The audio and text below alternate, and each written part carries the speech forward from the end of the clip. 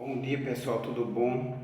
Vamos para mais um episódio do livro Portugal Templário. Sempre avisando aos irmãos que a nossa capa está iniciada pela Nova Ordem de Cristo, já está pronta, já tem modelos, certo?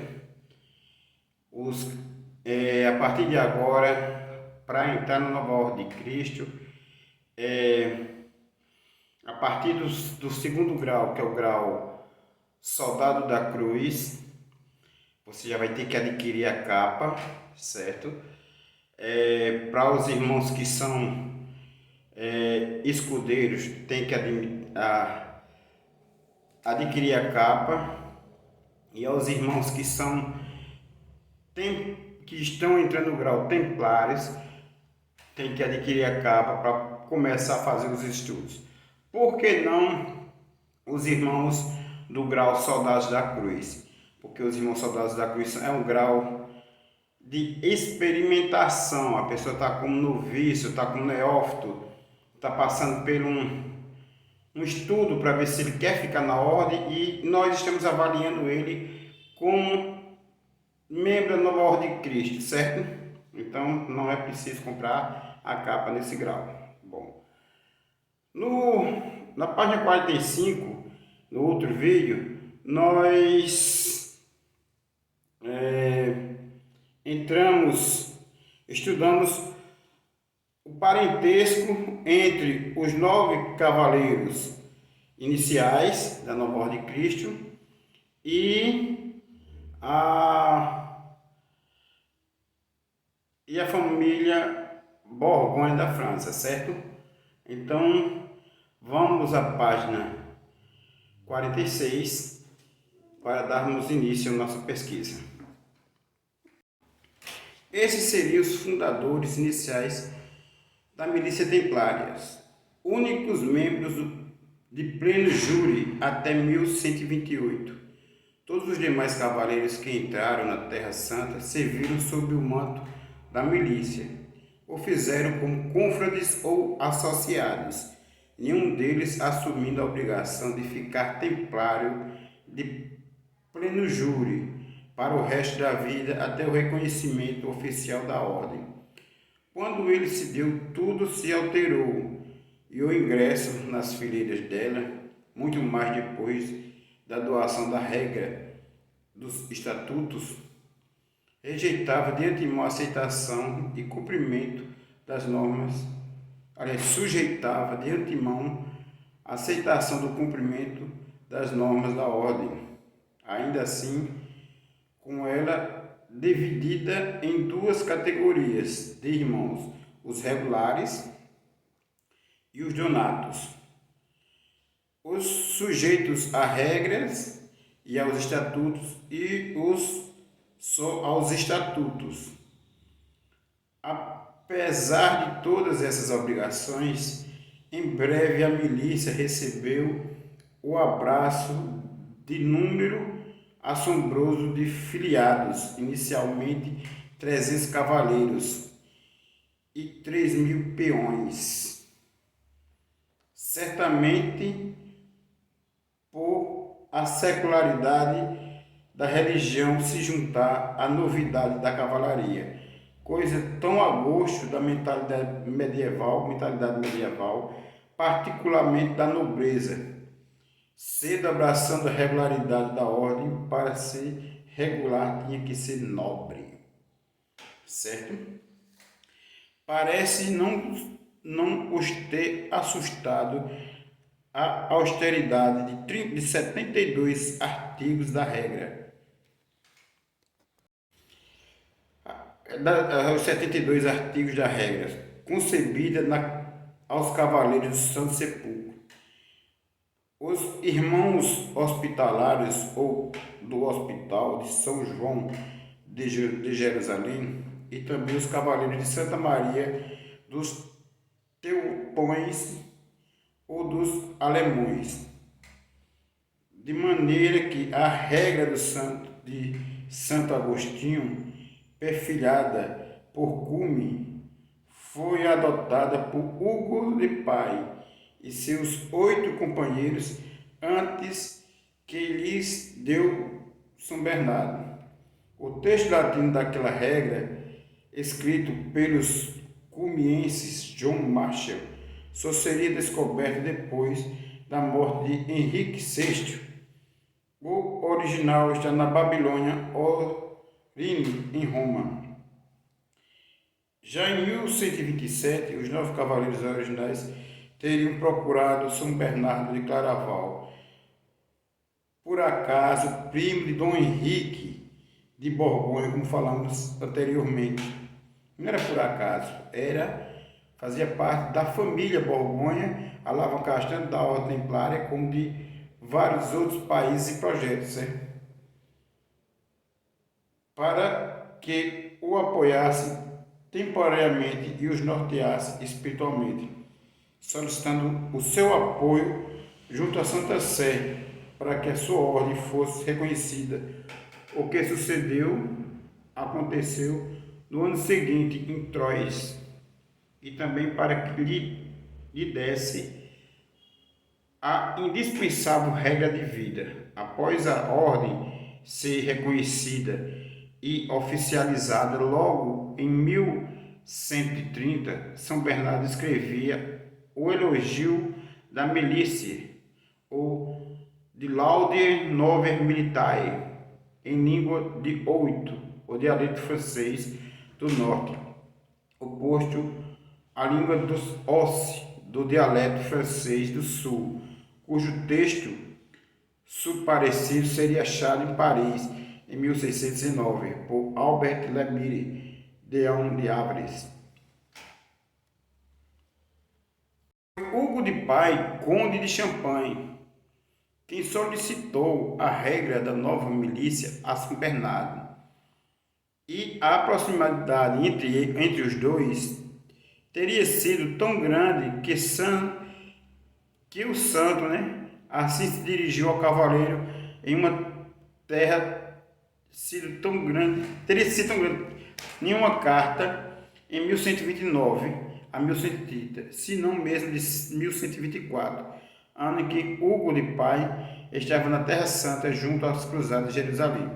Veja, gente, Hugo de Pai era um tio de São Bernardo, certo?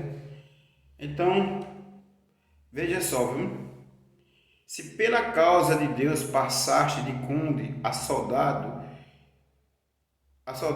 e de rico a pobre, te facilito como é justo e te glorifico a Deus, porque sei que esta mudança se deve à destra do Altíssimo. Ademais, confesso-te que ainda não aceito com resignação que Deus me tenha privado da tão agradável presença pelo seu misterioso desígnio, de modo que não te posso ver de vez em quando, porque se tivesse sido possível, nunca teria querido que te afaste de mim. Acaso poderia esquecer a nossa primeira amizade e os benefícios com que cumulaste tão generosamente o nosso mosteiro? Queria Deus, por cujo amor o fizeste de tão pouco, nunca se esqueça de ti. Por minha parte, nunca serei ingrato contigo. Guardarei no espírito a recordação da tua esplêndida caridade. E se tiver ocasião, a mostrarei com as obras, com agradavelmente tentaria fazê-lo, tanto no material quanto no espiritual.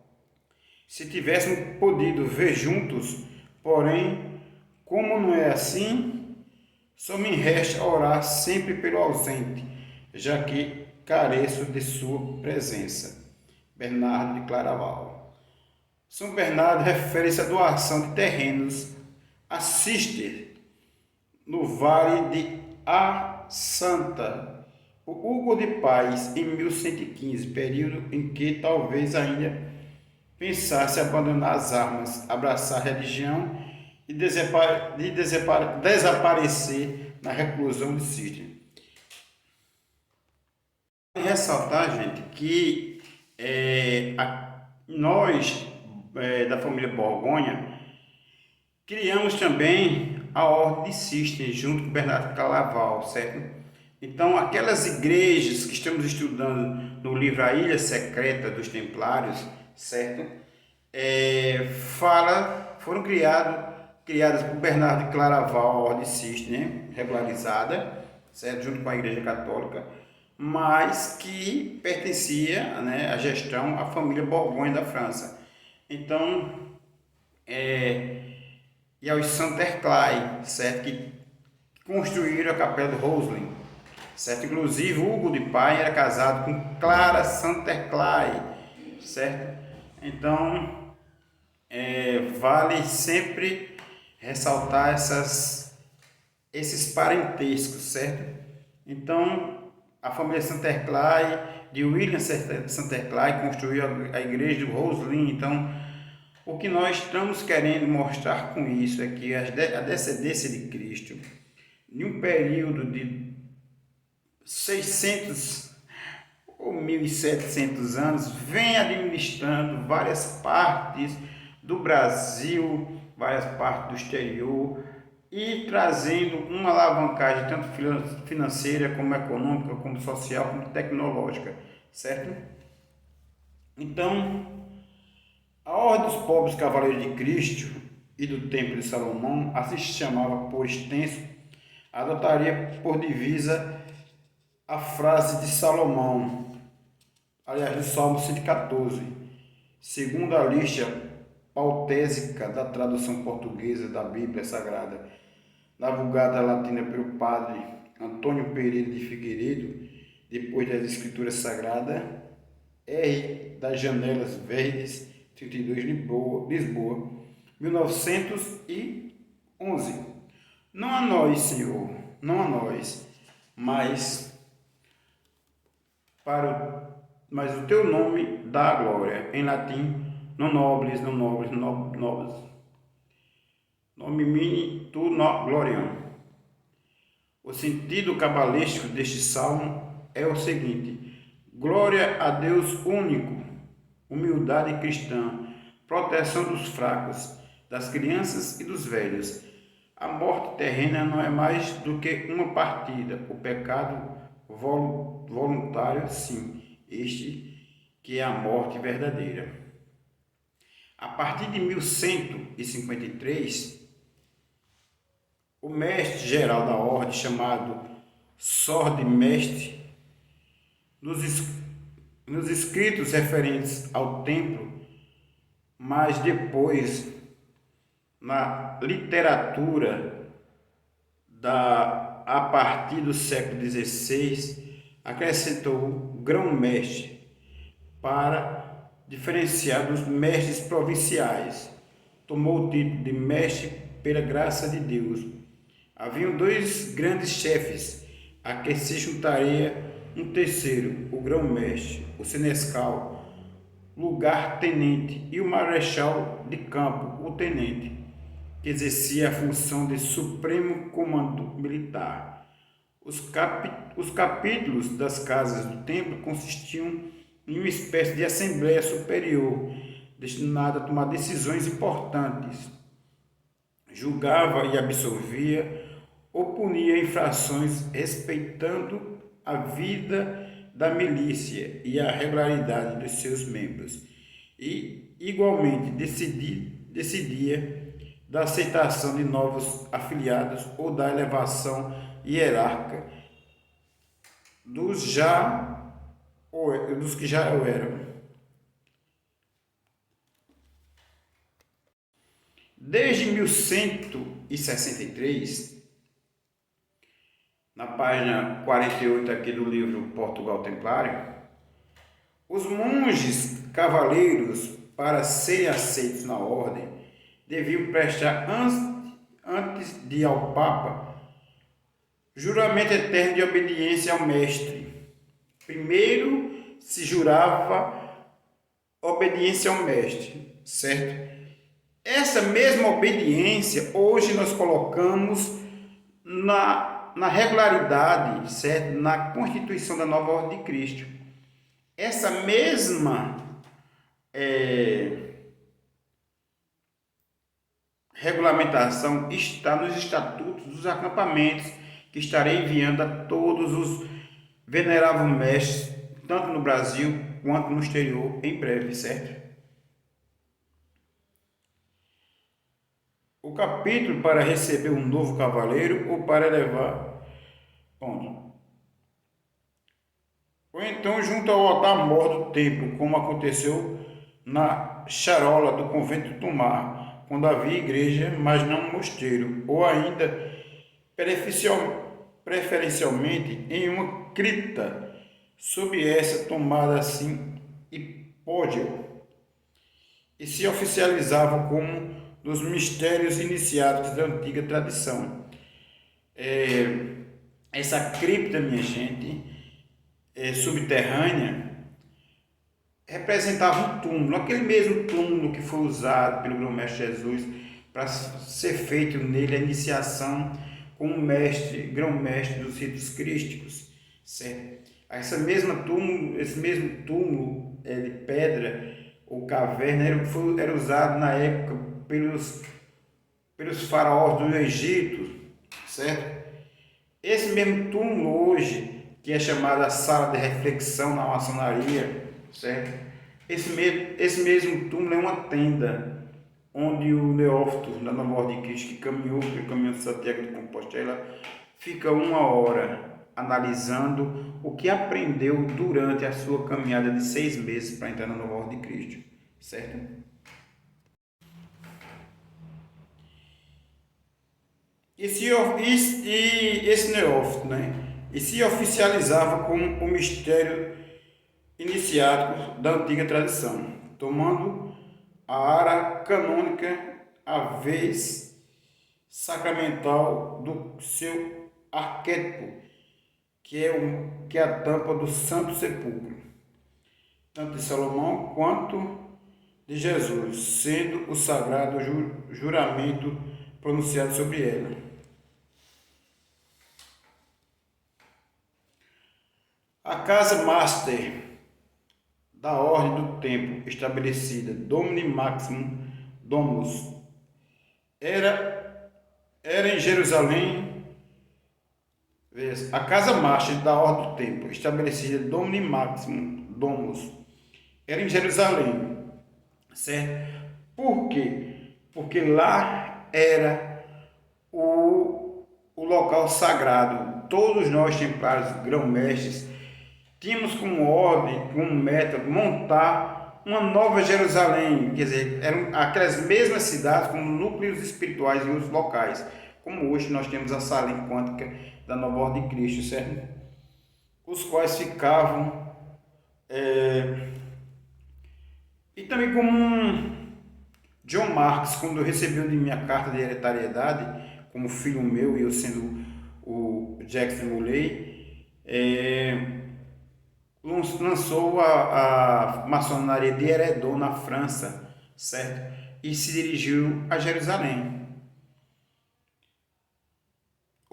a ponto de poderem apoiar este ou aquele eclesiástico, este ou aquele nobre, este ou aquele instituto, a despeito do gosto ou desgosto de Roma, e decidir quais os cavaleiros e prelados que acompanhariam as cruzadas, exercer chancela sobre eles e chegar ao ponto de exercerem a prerrogativa de convocar cruzadas, coisa que só o Papa podia fazer.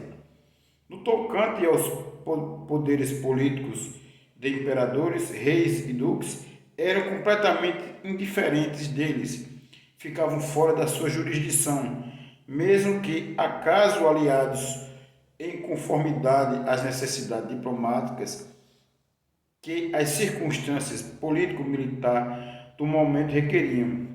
E não raro foram os monarcas e príncipes que receberam a educação, a consequência influência templária.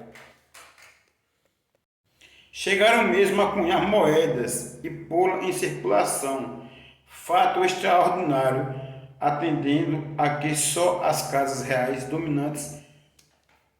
Aqui nós temos, instrução sacerdotal do cavaleiro temporal, submisso espiritual.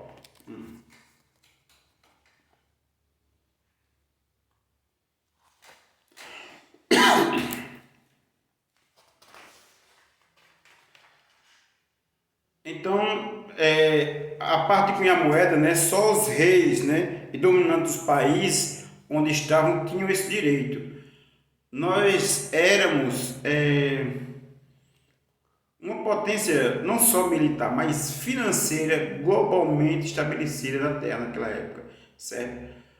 Ao apoiarem os monges construtores maçônicos, confraria operativa disseminada pela Europa e Médio Oriente, os templários mandaram construir por estes castelos e palácios, mosteiros e igrejas, estradas e pontes, não raro por sua única e exclusiva decisão e iniciativa, mesmo que acaso apoiados pelo clero e a nobreza por via de sua influência diplomática, em que eram mestres na oratória e na retórica, como arte tanto de bem convencer como de melhor dissuadir, conforme os seus ensejos privados, dispensando que outros o soubessem por inteiro.